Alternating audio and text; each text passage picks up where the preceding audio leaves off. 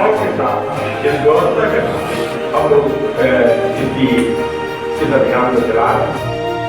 ऐसी स्थिति में भगवान जी की मूर्ति की उठा गया और उसके बाद भी ये था कि नहीं है तो आप व्यवस्था करें तो करीब करोड़ों रुपए की व्यवस्था, एक मूर्ति लगाना बड़े हाईकोर्ट प्रतिशत दीजिए, नगर निगम से दीजिए, बहुत सारी चीजें। और ये कार्य इतना आसानी से फिर हुआ कि हम लोग मतलब उसको विश्वास नहीं कर। ये तो तब स्थिति थी और उस तब स्थिति में भी अगर हम कहें कि शासन की मंशा इस तब स्थिति को वो अगर व्यवस्थित करने के कार्य है तो वो सरकार का भी है और समाज का भी है, हर सनातन धर्मी का। तो हम इस व्यवस्था के साथ महंत जी की आज मूर्ति सामने बैठे हुए हैं। लगातार 5 वर्षों से हम लोग वहाँ से अपना निकालते हैं, जरूर निकालते हैं, दर्शन निकालो वहाँ जाते हैं कुंभ तक। तो ये विचार देने का काम है और उस विचार के देन है कि आज हम लोग सशक्त रूप से धीरे धीरे एक साथ विचार जा रहे हैं। हमेशा सोशल मीडिया में हर चीज प्रसारित हो रही है। बना हुआ है किला, ये तो निर्णय लेने का एक सिद्धांत सनातन धर्मियों का, लेकिन उसको अकबर में बड़े वो नौबत को बोल गया और कहा कि ऐसा है ये तो कल को हमारे लिए समस्या खड़ी होगी। तो उसको उन्होंने घेर करके और उसका गुरु का आशीर्वाद और हम सारे नौजवान साथी जो हमारे साथ चलते हैं वो सब मिलकर सारे ऋषियों की परंपरा, सारे ऋषियों के स्थानों को यहाँ व्यवस्थित करना है प्रयागराज के अंदर। जिस दिन ये ऋषि स्थान डेवलप कर जाएंगे उसे सनातन भगवान का अर्थ बना रखेगा। हमारे बीच में संस्कार त्रिपाठी जी हैं, मैं चाहता हूँ आगे 2 शब्द अपने रखें जब तक जैसे सुधीर नारायण जी आ रहे हैं। और हमारे सभी हमारे जो विश्व समाज से आए हुए लोग हैं उनको नई संस्थान अकेडमी में सभी का स्वागत अभिनंदन करता हूँ। यह एक काम जो देखा जाए तो निश्चित तौर से जो हम लोग सुनते आ रहे थे कि विद्वानों के बीच में थोड़ी कहीं ना कहीं भीड़ कम जुटती है, वो हम लोगों के साथ रहा। लेकिन मार्ग जैसे जैसे हम लोग आगे बढ़ते गए वैसे वैसे बहुत जो दुर्गम रास्ते थे काफी जो है सरल होते गए। जीवन में निश्चित तौर से जब भी समाज हर व्यक्ति अपने जीवन में एक नई दिशा चाहता है, एक नया जीवन चाहता है।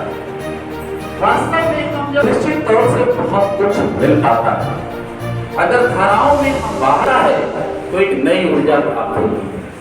जीवन की जो वही ऊर्जा है, वही जो ऊर्जा प्राप्त होती है, वही इस समाज को एक नई दिशा दिखाने के लिए आगे आती है। वही काम हमारे विद्वत समाज परिषद भी कर रहा है। इससे जुड़े हुए जो भी हमारे साथी हैं निश्चित तौर से बहुत ही नेक और बहुत ही पक्के इरादे के साथ आगे बढ़ रहे हैं। 2019 का समय था, अभी शुक्ला जी साथ साथ मैं सिविल डिफेंस में भी सेवाएं दे रहा था। वहीं पर हमारी आपकी मुलाकात होती है और एक नई चीज पीछे नहीं जाना है। जब भी आवाज मिलेगी हम आगे बढ़ेंगे।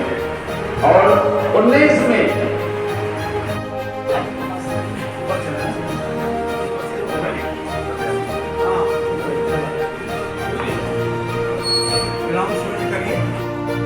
कुछ अन्य लोग भी नीचे बैठे हैं और कार्यक्रम की शुरुआत जो होगी कमिश्नर भी रास्ते में है विजय विश्वास पंत जी, और हम लोगों ने एक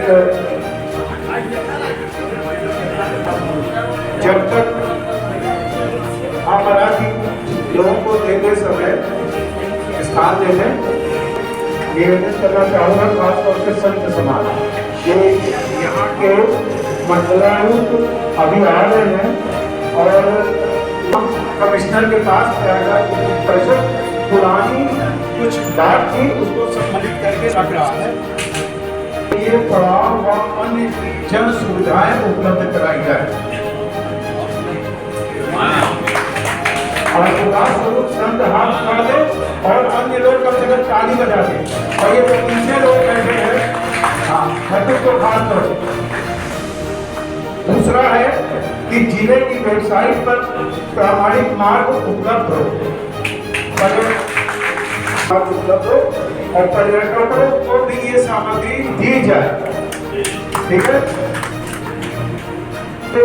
संगम से 5 किलोमीटर दूरी अवधि में कम से कम आश्रमों में यात्रियों हेतु विश्राम स्थल और जन सुविधाएं उपलब्ध कराया जाए। यहाँ सौंदर्यीकरण का भी कार्य हो। महाराज जी ठीक है।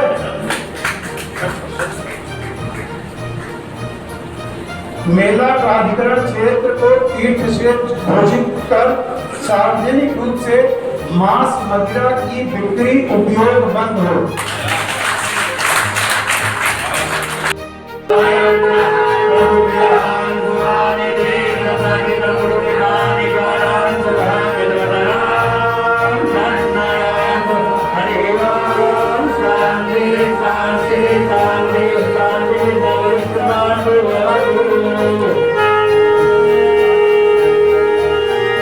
पहले दी जा चुकी है महाराज।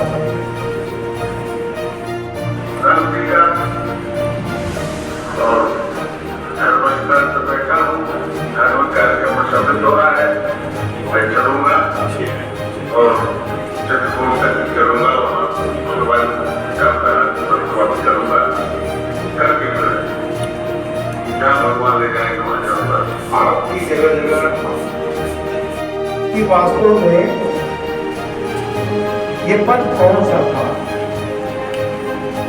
इसके जब 382 के प्रश्न में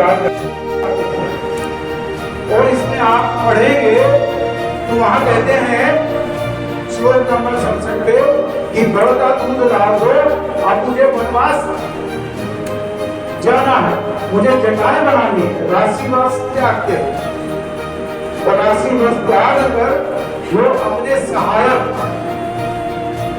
श्लोक नंबर 71 पे देखे तो वो गुरु को सहायक कहते हैं, क्योंकि गुरु एक तरीके से इनके इस क्षेत्र के जिसे कहा जाए प्रमुख व्यक्ति के विज्ञान मानता है। और जबकि संत और भक्त मानते हैं कि त्रेता युग, तो हम कम से कम वाला भी 7,500 साल माने। तो मेरे देखते 40 साल में गंगा बहुत धारवार मानते थे, इसलिए वहां से नावें चलती थी, नाव पार करके भगवान राम आगे चले आते। क्योंकि समय ज्यादा हो गया तो मैं शॉर्ट में अपनी बात को रखूंगा और कम से कम चीजों में, और ये साहित्य आपको भी उपलब्ध हो जाएगा, आप इसको देख सकते हैं। जब ये गंगा शिवपुर से ये जो धुआं उठ रहा है यहाँ पर जाना है, क्योंकि ये महर्षि भारद्वाज का आश्रम है। अब आप चले आइए महर्षि मैं कहाँ जाऊँगा, क्योंकि तो ऐसी जगह वाल्मीकि रामायण में उल्लेख है जिसके कारण से ये स्पष्ट होता है कि भगवान राम का गंतव्य पूर्व निर्धारित नहीं था। एक तो आज के अयोध्या कांड में तिरुपतिश्वर कुएं, और दूसरा जब भरत आते हैं तो भरत आते हैं उस समय वो संगवेर तक तो पहुंच जाते हैं, लेकिन उनसे संगवेर से पूछते हैं कि राम कहाँ गए हैं, वो बताते हैं कि भरद्वाज जी के आसन रहे। भरद्वाज जी के आसन पहुंचते सेना पीछे छोड़ देते हैं और महर्षि भरद्वाज से पूछते हैं कि मेरे भाई का कहाँ है, आप मुझे बताइए। ये दो पहचान को बहुत पहले मिल जानी चाहिए थी, उसमें एक बहुत बड़ा कदम मैं इसको मानता हूँ। इस क्षेत्र में भगवान राम यहाँ पर आए और यहीं से जब वनवास हुआ और इस समय लौटे, दोनों समय इस क्षेत्र में उनके पद चिन्ह रहे हुए हैं। और ये क्षेत्र भगवान राम भारद्वाज ऋषि और संगम के लिए पूरे विश्व में जाना जाता है। और इतनी ऐतिहासिक धार्मिक धरोहर को इसने समेटा हुआ है और इतिहास के कुछ कालखंडों में यहाँ पे बहुत मोटी अज्ञान की रेत यहाँ पर पड़ गई है। उस रेत को हटाकर उस चित्र को फिर सजीव करने के लिए जो आपके प्रयास है, मेरा ये मानना है कि आपको जो ईश्वरीय शक्ति मिली होगी और वहीं से संकल्प प्राप्त हुआ होगा, उसी प्रेरणा से आप ये कार्य कर रहे हैं। मैं ईश्वर से प्रार्थना करूँगा कि आप कार्यों में अपने भारतवर्ष का हमेशा से मार्गदर्शन करते रहा है।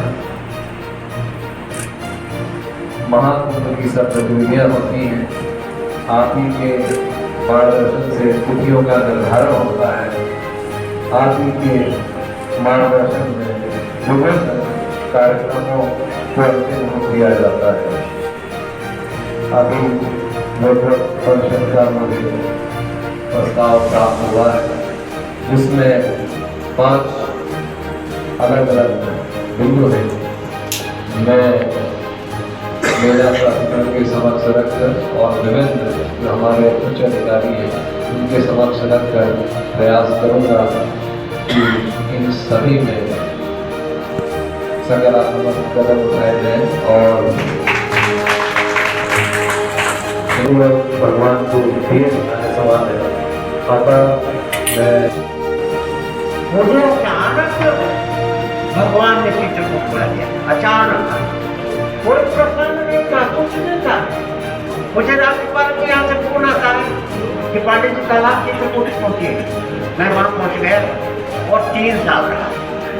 अपनी पत्नी को साथ लेकर के जब मैं विद्यालय परिसर में वहाँ चलता था तो विश्वविद्यालय में एक स्थान था, तो फटिक सेवा से बिल्कुल ऊंचाई पर था, वहीं बैठ जाता था और अपनी पत्नी से मैंने चर्चा किया। वहीं बैठे बैठे मुझे पूरा वो वन प्रांत दिखता था जहाँ भगवान श्री राम रात्रि में निवास करते थे। उधर लक्ष्मण पहाड़ी दिखती थी। वहाँ बैठे बैठे मैंने पत्नी से कहा कि आप देखिए, आज जहाँ हम लोग बैठे हैं यहाँ कभी घनघोर जंगल हुआ करता था और भगवान राम माता सीता को लेकर के यहाँ निश्चित रूप से चलते रहे होंगे। ये मैं अपनी पत्नी से बात कर रहा और उसी समय में हाथ में वहाँ की जो रेणुका है वह हाथ में नीचे उठा करके उनसे मैंने कहा कि देखिए जो मिट्टी है भगवान राम यहाँ से गए रहे होंगे, पैर वहाँ रही तो वही उसी वन प्रांत में उसी चित्रकूट की धरती के आंचल में सोई हो। सिया को आंचल में थी सुलाती, शिलास्पति के मित्र कहे कहानी। जहाँ हम पहले चित्रकूट के लिए मेरे मुख से निकला, फिर वो एक पूरा गीत बन गया जो गाड़ी से चल रहा था। मुझे लगता था कि मैं तो गाड़ी में बैठे जा रहा तब भी चल गया, थकान लगी और भगवान राम पैदल के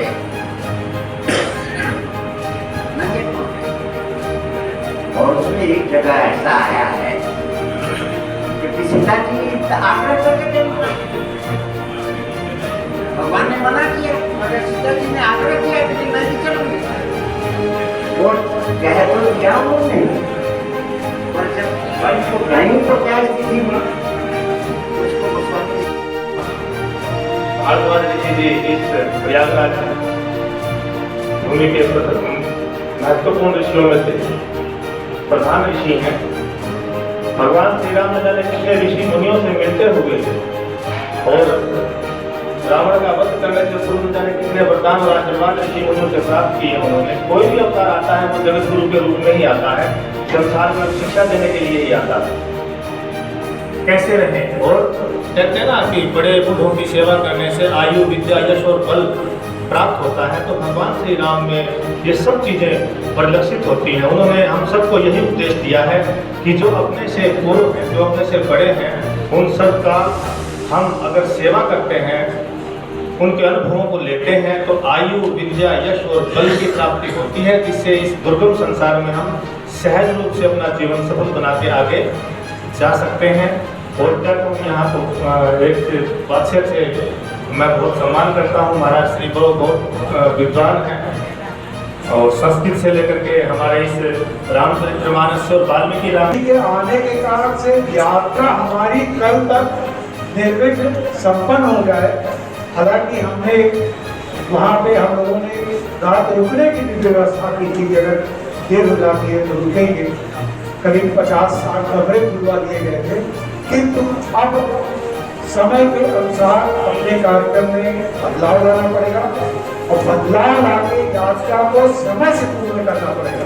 इसलिए 7:30 बजे निकलना पड़ेगा। मैं अंतिम वक्ता के रूप में और इस पूरे यात्रा के कई ऐसे चेहरे हैं जो मंच पे अभिनंदन करते हुए इस यात्रा व्यवस्था के सिरमौर और उत्साह बढ़ाने वाले श्री लालजी शुक्ला पूर्वाजी हैं। मैं उनसे निवेदन करूंगा, आए और यात्रा के बारे में किस पथ से जाना है, कितने बजे जाना है और क्या वापसी की हम लोगों की योजना है, इस पे अपने विचार रखें। और साथ में हमारे अभ्यागत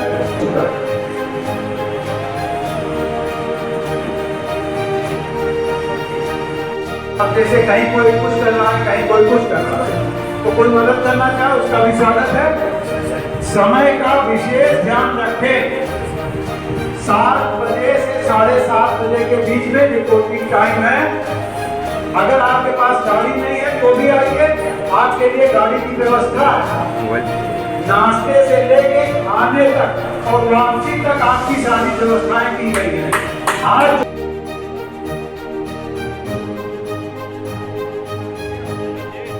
धार्मिक यात्रा है जहाँ जहाँ शरण पड़े प्रभु श्री राम के। और इस यात्रा के अंदर प्रयागराज विद्वत परिषद की तरफ से इस यात्रा का आयोजन है और इसमें प्रयागराज के अनेकों साधु संत व सैकड़ों श्रद्धालु भक्त इसमें शामिल हैं। और यह यात्रा चित्रकूट धाम तक जाएगी और फिर वहाँ जहाँ जहाँ से भगवान श्री राम का आगमन प्रयागराज में हुआ था उसी पथ का अनुसरण करते हुए यह यात्रा जाएगी। और जितने बीच में जितने भी तीर्थ स्थान पड़ेंगे उन सब पे नमन और पूजन करते हुए, उन सब देवी देवताओं को प्रणाम करते हुए और आज रास्ते में मिलते हुए सभी साधु संतों से मिलते हुए इस यात्रा का समापन होगा। आज का क्या कार्यक्रम था? आज का कार्यक्रम इसी यात्रा के उपलक्ष्य में हुआ है जो कल होने वाली है। तो आज प्रयागराज के जो मंडलायुक्त महोदय हैं पंत जी, वो भी यहाँ शामिल हुए। उस रिटायर जज भी थे वीरेंद्र पाठक जी और अन्य जितने भी गणमान्य व्यक्ति यहाँ रहे हैं। टीकर माफी वाले महाराज थे और भी आश्रमों के बड़े बड़े साधु संत यहाँ उपस्थित रहे और उसी पर मंथन किया गया कैसे यात्रा होगी, कैसे उसका आयोजन किया गया। परिचय महंत यमुनापुरी पंचायती अखाड़ा महाराज।